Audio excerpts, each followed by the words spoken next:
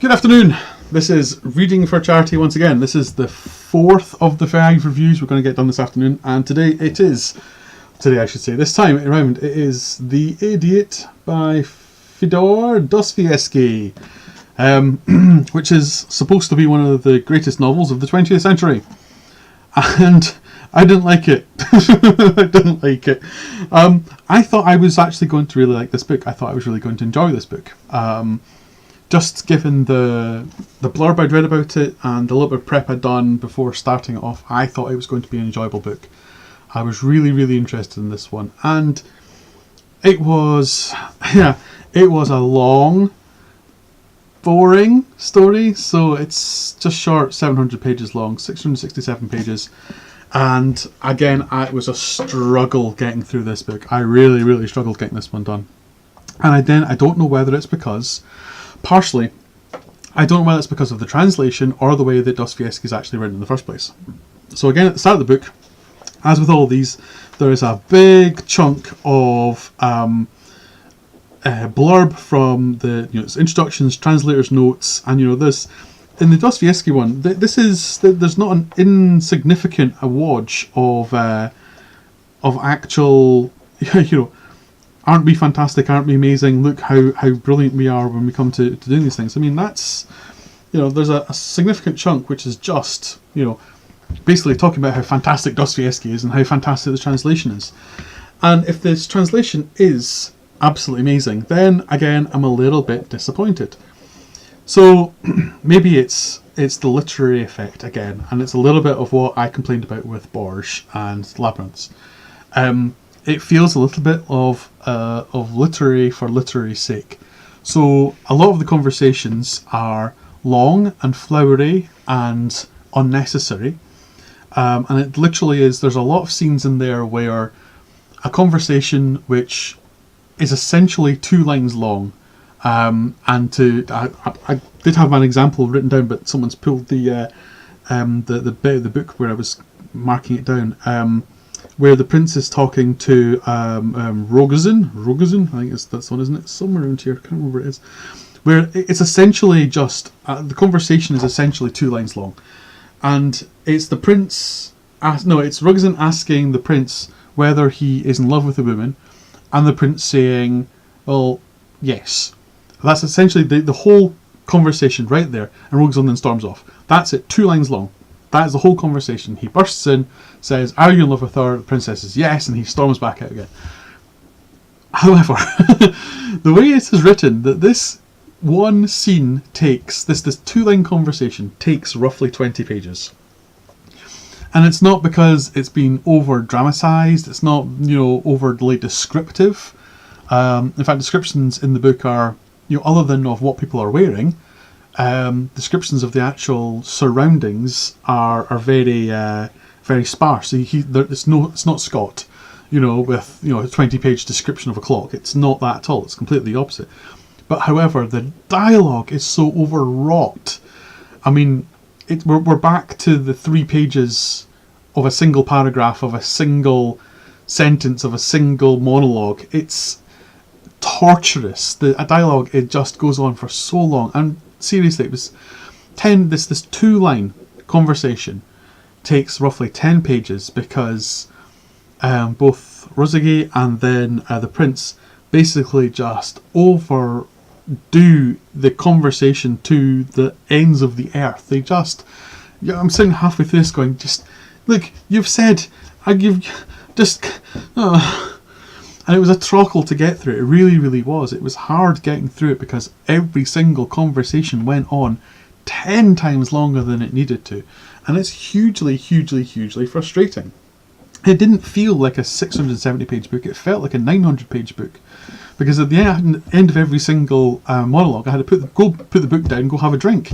I felt my mouth was dry because the characters were talking so much. And that was, I think, my biggest problem with the book. It was just hard to get through. The conversations just went on for far too long. And I don't know whether that's the translation or whether it's the actual way Dostoyevsky had written the book.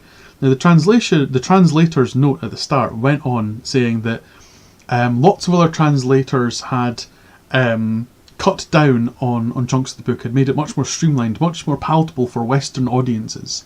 And she had kept true to the actual spirit of Dostoyevsky. Now, okay, fair enough. I get that. I get the book being written the way the author had intended. But also, if the way the author had intended the book to be written is horrible, maybe the other translators are right. Maybe abridging it slightly is the correct way to go. I don't know. I'd maybe have to read another translation and compare. But honestly, I didn't like it that much to go away and do that. I really, really didn't.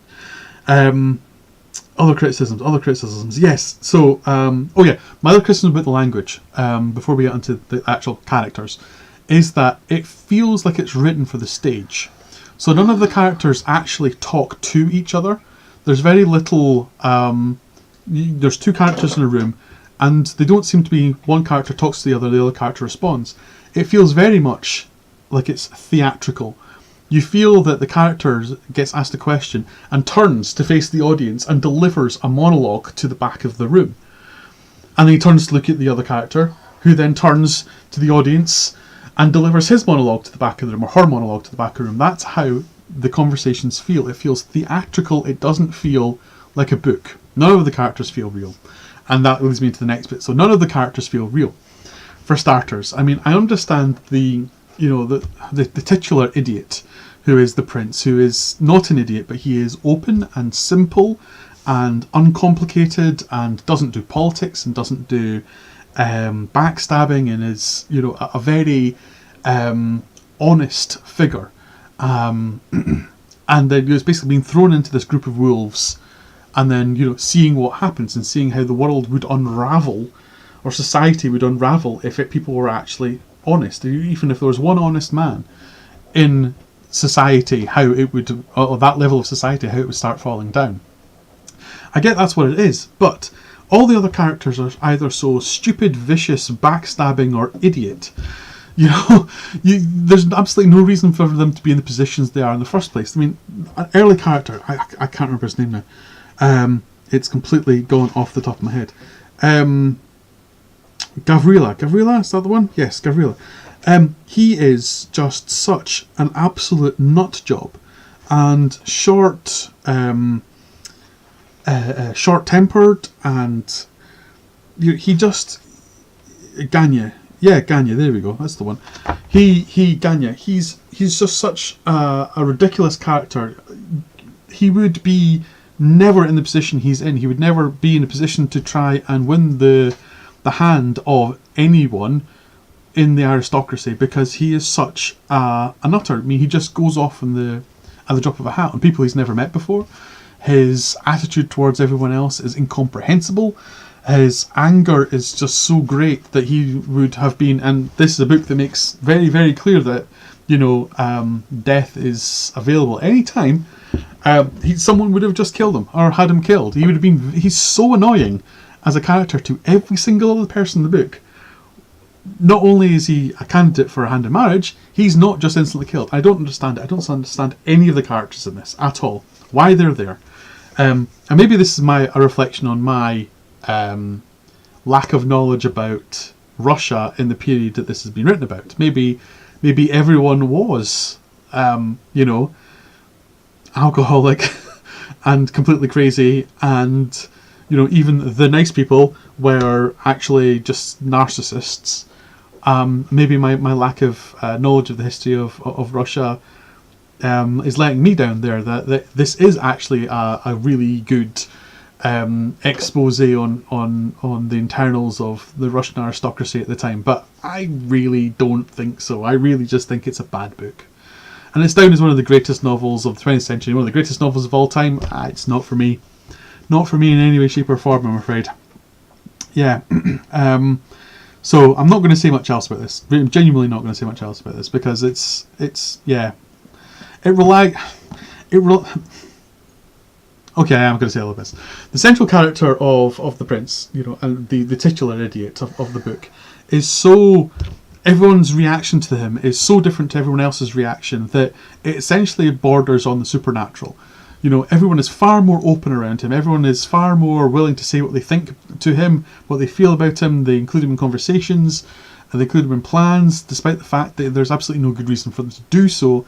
It loses any sort of cohesion for the idea of what he has, which is that what happens if an honest man gets put into the pit of wolves, because everyone just acts completely differently around him than they would do otherwise. If an honest man actually got put into that pit of wolves, he would get torn up, chewed out, spat away, once everyone had got what they could use out of him.